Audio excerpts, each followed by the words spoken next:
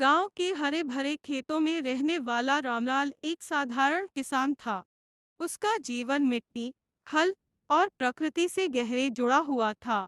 सुबह सूरज उगने से पहले ही वह अपने खेतों की ओर निकल जाता और देर शाम तक मेहनत करता। रामलाल के पास 2 एकड़ जमीन थी, जो उसके परिवार का पेट पालने का मुख्य साधन थी। संघर्षों से भरा जीवन। रामलाल के दिन कठिनाइयों से भरे थे। हर साल मानसून की अनिश्चितता उसकी मेहनत पर पानी फेर देती। कभी सूखा तो कभी बाढ़ उसकी फसल को बर्बाद कर देती।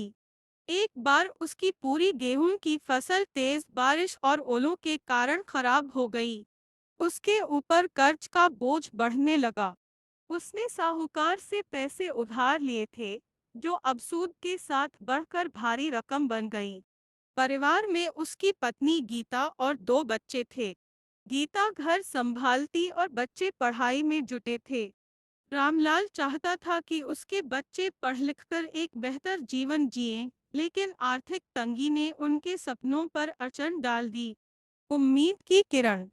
एक दिन रामलाल को गांव के किसान मेले की जानकारी मिली। वहां उसने जैविक खेती और आधुनिक तकनीकों के बारे में सुना। उसने सीखा कि कम पानी और कम लागत में भी बेहतर फसल उगाई जा सकती है।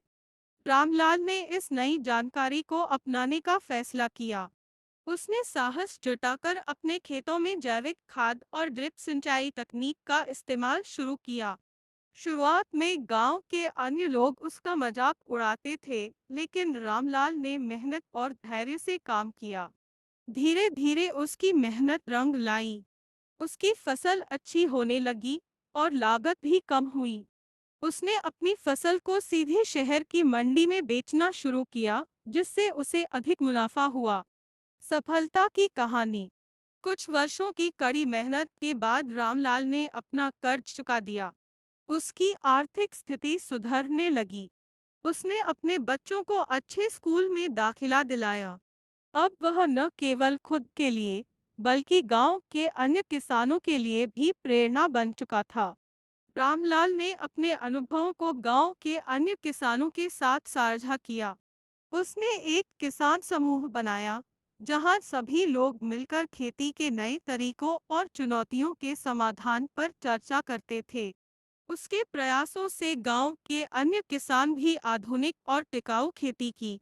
इस प्रकार रामलाल ने न केवल अपना जीवन संवारा, बल्कि पूरे गांव को एक नई दिशा